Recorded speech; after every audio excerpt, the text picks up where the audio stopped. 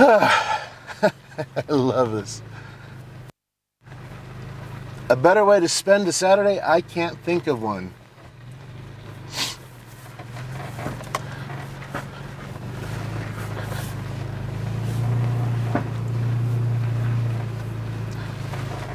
These obstacles are laughably easy for this truck. Now, what you might be curious about right about now is, hey, wait a minute. I'm watching this on TFL Car. That's right. This is one of those rare occasions where we are cross-pollinating. We are taking a truck channel and a car channel and combining them for one awesome video. And why, do you ask, are we doing this? Why are we combining these two things together, which we've never done before? Very simple. It's what you're looking at right now, and it's pretty damn fantastic.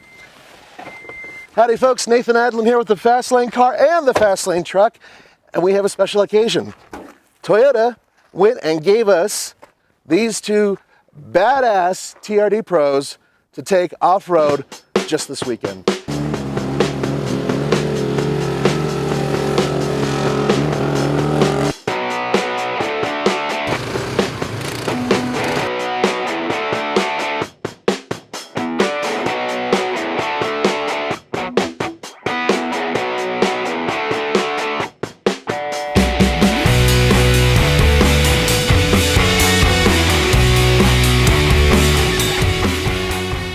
Now, before we get started, you have to understand that these vehicles are, basically the ones you buy at a Toyota dealership, but that's where things start to change. For instance, this has a 127-inch wheelbase. This baby over here has 17 inches less. Now, this one weighs 200 pounds less than this one. This is 4,400 pounds. Pretty heavy. Now that these vehicles have all this stuff on there, it changes their dimensions to a certain degree, and I'll tell you how. Because normally when you're driving this vehicle, 127-inch wheelbase, and you're going off-road, you have approach and departure angle issues. But by lifting it and by changing the way the vehicle goes over the bumps with articulation, it actually makes it obviously a much more capable off-roader. Same with this one. So that's an important point.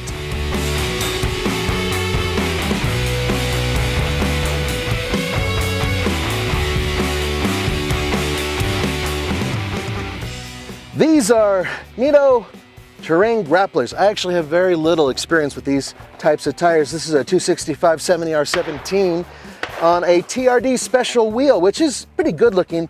I tend to think that black wheels tend to make the tire look small, but so far the grip has been just tenacious. Now, inside here you can see the reservoir, and then you can also see the shock, TRDs, and they are Bilstein shocks. Good for articulation, good for making everything pillowy soft, and well, so far, grip and articulation have been excellent.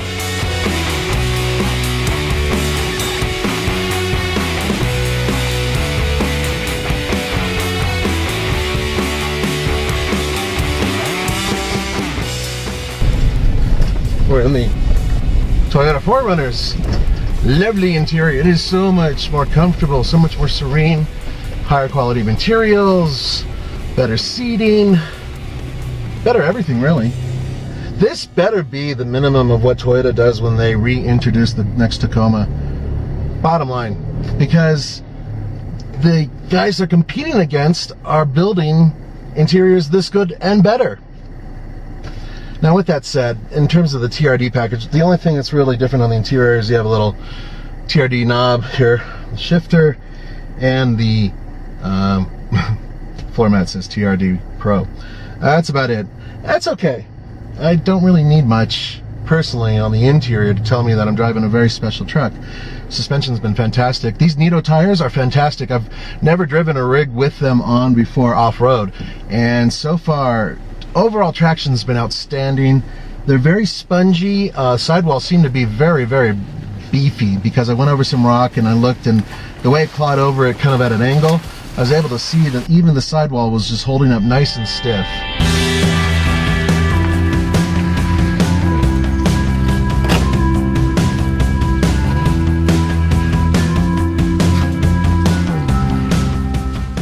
These babies are 265/70R16s, and it's a BFG. Oh man, I have a lot of experience with these tires, and they've been fantastic for off-roading. And so far, Traction's been excellent. Just as good as the Nitos that are on the Toyota 4Runner Pro. Now, look under here. If you can see this, these are the TRD Bilstein shocks with reservoir. Really beautifully set up, and it's kind of nice when a factory does it because, well, it looks really good. And so far, articulation, spring push, bounce back, everything has been fantastic. Very, very easy so far off-road.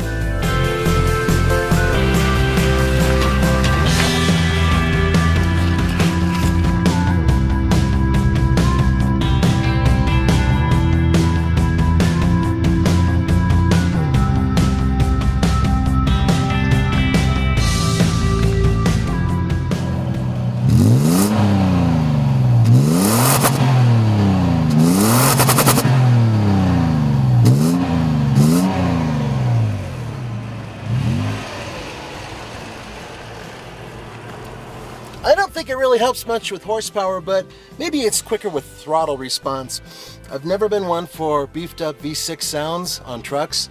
This one sounds good, but not great. You know, it does feel really dated in here, but the ride is really good. The BFGs are pretty spongy, and we haven't aired down. We've just left them at factory specs.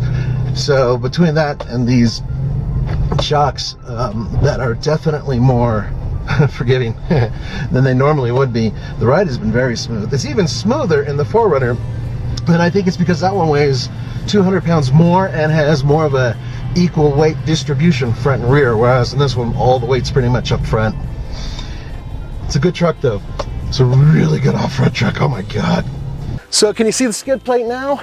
It's actually pretty neat, and it's cut in such a way to where it's able to vent the front diff, and it is 1/4 of an inch thick, so really good protection there. And we've bounced on a few things so far, haven't even seen a nick on it.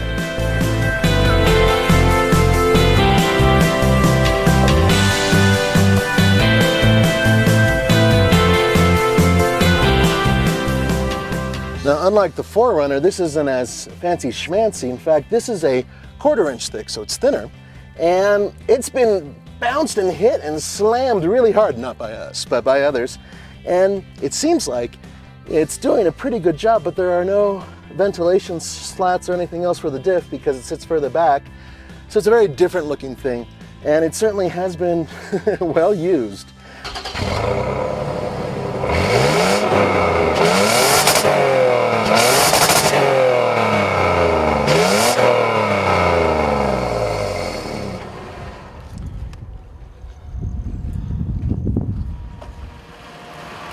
This doesn't come with the TRD catback system like the Tacoma does, but you know what? It sounds fine. I mean, once again, I'm not a big fan of the V6 sound, and in this case, the power feels pretty good. I wonder, though, if you did put a catback system on here, if it would help performance.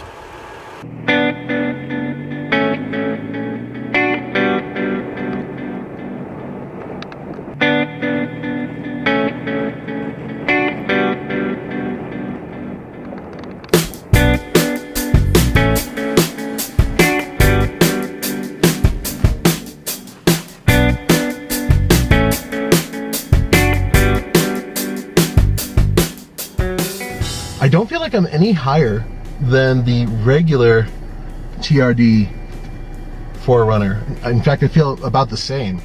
What really makes this truck special when you're driving it is the fact you're driving something that's burnt orange, so everybody sees you. Rare for Toyota to be like that, to have flourishes of, you know, here I am. Although it'd be cool to have these like bright yellow or something crazy like that, right? I know what this truck is. I know what it was when they came out with the new 4Runner, and it replaced the FJ basically in terms of its main proper off-road SUV, and it's done a brilliant job at it as well. However, the FJ did have one option this does not have, nor will this ever have: a 6-speed manual transmission. Driving the FJ off-road, fully beefed up with all the TRD stuff and the manual transmission, it was awesome. There were problems. It wasn't easy to see out of. This one's much easier to see out of. It had a compromised position inside the cab because of the way it was built, and backseat comfort wasn't great. Also, getting in and out of the back seat with the clamshell doors was a pain in the neck too. So this vehicle, well, it is much more comfortable all the way around, family friendly. The thing I don't know, and the thing Toyota hasn't answered yet, is whether or not you can get this whole package, the TRD Pro, with the third row seat, and I suspect not. And the reason why I would say no is because that adds weight. And the one thing, despite the fact this thing weighs like, normally it weighs over 4,400 pounds, I'm guessing probably 46 right now, and with me here a little tiny bit more.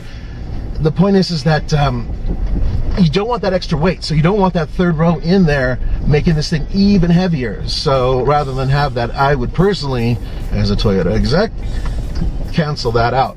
With that said, I don't know for sure if they will. And besides, you know, how much fun would it be to take all 5 of your kids off-roading with you, right? This is a good truck. No problems off-road. None.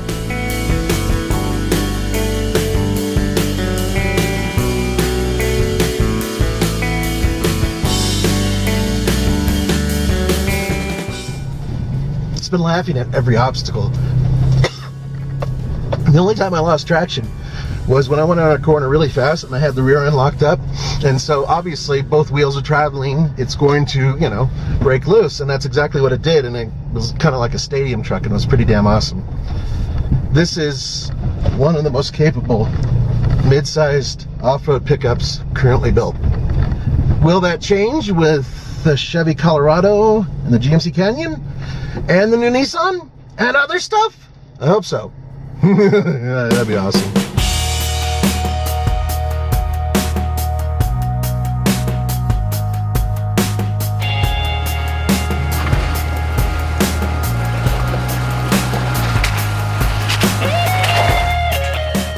Now, you know what's funny about this truck is that every single time I drive it, I can only think of one vehicle to compare it with, and that's the Jeep Grand Cherokee.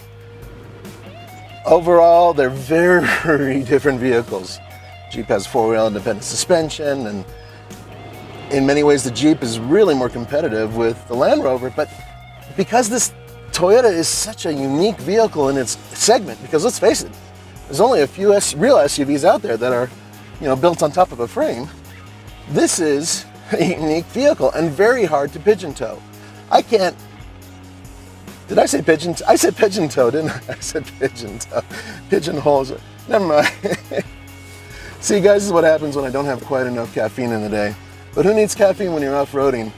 All I need is the love of lifting tires, going over obstacles, and hopefully finding mud, which it's been so hot and dry, I sincerely doubt we're going to be able to do today.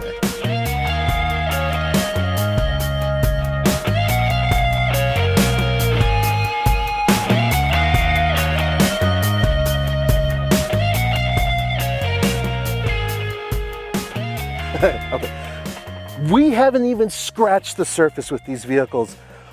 This is one of those things where they gave us something really cool, like gunshots in the background. Isn't that awesome? America. And we're able to take them and just do the basics with them, because the hardcore off-roading that I would love to do with these things takes a day or two just to get to. So as it stands, we managed to prove a few things, one of which is that they're fantastic off-road, excellent tire suspension combos, skid plates seem to actually be functional and in some cases look cool. And the bottom line is that they are good vehicles, great vehicles off-road, and I challenge anybody to find a vehicle in this class that's as good coming from the factory. Won't be easy. For the Fast Lane car and the Fast Lane truck, this is Nathan Adlin saying, yo mama! Oh wait, sorry, okay wait. Go to tflcar.com, go to tfltruck.com for news, views, and reviews. We're cool now, right?